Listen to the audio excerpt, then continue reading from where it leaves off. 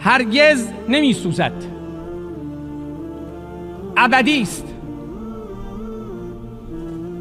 تا زمین زمین است و زمان زمان باقی است. امت اسلامی و مردم دنیا انتظار دارند آن هرچه سریعتر از بین رفتن محاصره و رفع محاصره مردم غزه و امداد رسانی سریع به مردم غزه است.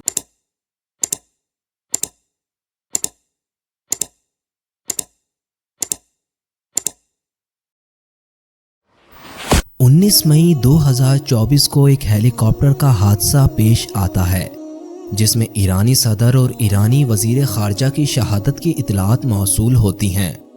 ये वाक़या मुसलमान उम्मत के लिए एक निहायत गम की खबर है। एक ऐसी आवाज़ जो पूरी दुनिया में मुसलमानों पर होने वाले मजालिम के ख़िलाफ़ अपनी ताकत रखती थी। ये वाक़या उसको बंद करने की एक मुबैना साजिश मालूम होता है। तारीख़ के औराक पढ़िए या मौजूदा हकीकी दुनिया को देखिए तो मालूम होता है मुसलमान हुक्मरान हमेशा साजिश का निशाना बनते आए हैं। अब ये खबर जो इंतहाई अफसोसनाक है, इस पर तहकीकात जारी हैं। आगे वक्त ही बताएगा कि ये तहकीकात किस तरफ रुख अपना मोड़ती हैं। आइए हम इस वीडियो में जानते हैं कि यह हादसा कैसे पेश आया, इस हादसे में कौन कौन जहाँ बाहक हुआ और इस हादसे के पेश आने की क्या क्या वजूहात हो सकती हैं। वीडियो को आखिर तक ज़रूर देखिएगा। ईरानी सदर इब्राहिम रईसी बेल 212 हेलीकॉप्टर पर सफ़र कर रहे थे। इस हेलीकॉप्टर को 1960 के आखिर में बनाया गया था। अमरीकी फ़िज़ाइया के एक रिटायर्ड कर्नल लैटन ने बताया कि इस हेलीकॉप्टर को पहले अमरीका और फिर कनाडा में तैयार किया गया।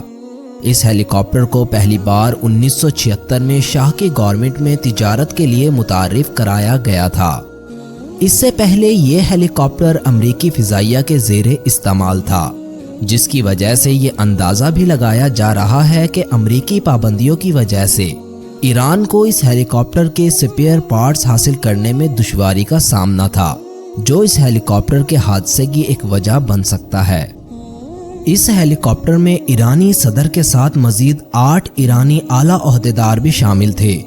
ये लोग ईरान की मशरकी सरहद पर अज़रबैजान के साथ एक डैम के इफ्तिताह पर गए थे। ये इलाका इन दिनों शदीद मौसमी हालात से गुज़र रहा है, जो इन दिनों शदीद धुंध की लपेट में है। इसी मौसमी ख़राबी को हादसे की एक वजह बताया जा रहा है। ये 3 हेलीकॉप्टर पर मुश्तमिल ईरानी सदर का काफ़िला था, जिसको अज़रबैजान से वापस आते हुए ईरानी रीजन वर्ज़कान में शदीद मौसमी हालात का सामना करना पड़ा।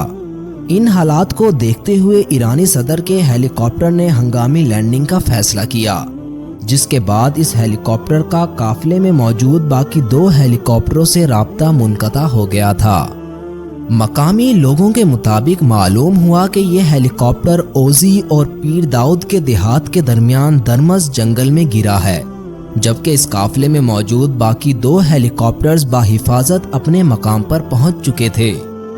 इस वाक़ये का सुनते ही ईरानी इंतज़ामिया ने 20 रेस्क्यू टीमों को और ड्रोन के साथ सदर और बाकी लोगों को रेस्क्यू करने के लिए रवाना किया। ईरानी रेस्क्यू टीम जब उस इलाके में पहुंची तो वो इलाका शदीद धुंध की लपेट में था, जिसकी वजह से हेलीकॉप्टर की तलाश मुश्किल हो रही थी। उनकी मदद के लिए ईरानी फ़ौज और पुलिस कमांड को तमाम साजो सामान और सहूलियात के साथ भेजा गया, जिसका काम हादसे की वजूहात तलाश करना और जल्द से जल्द हेलीकॉप्टर के मलबे और उसमें मौजूद लोगों को तलाश करना था।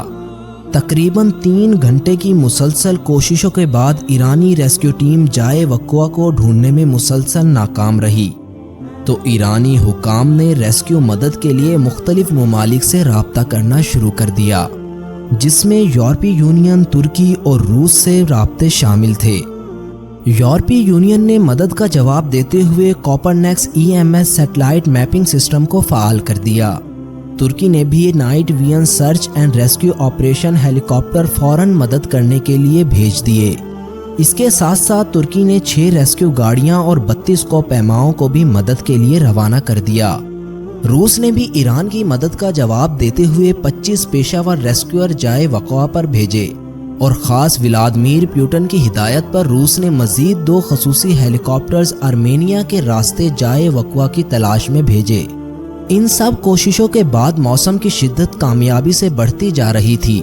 جو تلاش دن کے وقت شروع کی گئی تھی اب اس کو تقریباً 10 گھنٹے گزر چکے تھے، لیکن جائے وقوع کا پتہ فی الحال نہیں لگایا جا سکا تھا۔ رات کے تقریباً 11:30 بجے ایک انقلاب کور کمانڈر اپنے فوجی دستے کو لے کر آذربائیجان صوبے کی طرف پیش قدمی کرتا ہے۔ وہ بتاتا ہے کہ ہیلی کاپٹر میں موجود عملے کے ایک رکن کے موبائل فون سے سگنل موصول ہوا ہے، امید ہے کہ کوئی اچھی خبر ملے۔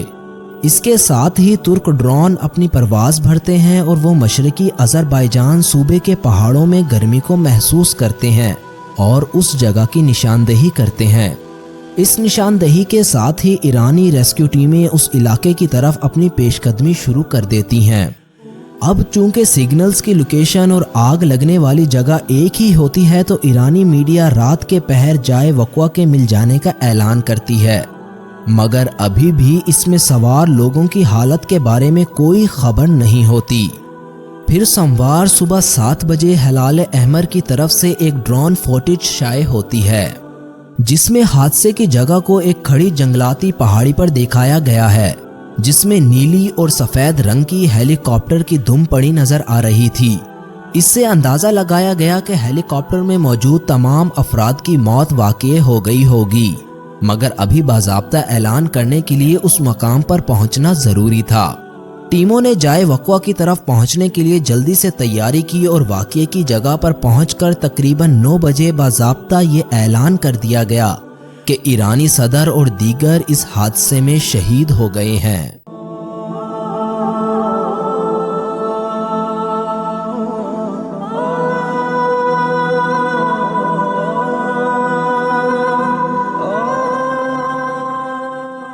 دوستو، اس واقعے کو جہاں موسمی حالات کی وجہ قرار دیا جا رہا ہے، وہاں دوسری طرف یہ سوچ بھی سامنے آ رہی ہے کہ یہ اسرائیل اور ایران کے درمیان پراکسی وار کا حملہ بھی ہو سکتا ہے۔ اس سوچ کی ایک وجہ یہ ہے کہ جس وقت یہ واقعہ پیش آیا یہ وہ ہے جب حماس اور اسرائیل ایک جنگ میں ہیں اور اسرائیل گزشتہ 7 ماہ سے غزہ میں مظالم ڈھائے جا رہا ہے، جس نے عالمی طور پر لوگوں میں اسرائیل کے خلاف کافی غصہ بھر دیا ہے اور مشرق وسطی مسلسل کشیدگی کی لپیٹ میں آتا جا رہا ہے۔ اس کشیدگی نے ایران اور اسرائیل کے درمیان دہائیوں سے جاری شیڈو وار کو بھی اوپن کر دیا ہے۔ پچھلے مہینے اسرائیل نے دمشق میں موجود ایرانی قونصل خانے پر حملہ کیا، جس کے نتیجے میں ایرانی ایلیڈ ریولیوشنری گارڈز کے ایک اعلیٰ کمانڈر کی ہلاکت ہوئی، جس کو ایران میں اسرائیل کا ایران پر براہ راست حملہ تصور کیا گیا۔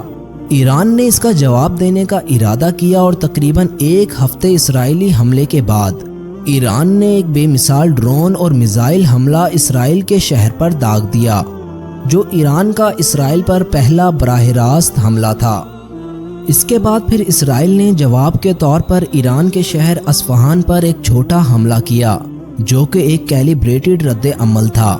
اس کے بعد دونوں کے درمیان ٹٹ فور ٹیٹ براہ راست حملے بند ہو گئے تھے، لیکن حزب اللہ اور حماس جیسی ایران کی حمایت یافتہ ملیشیاؤں کے ساتھ پراکسی جنگ ابھی بھی جاری ہے۔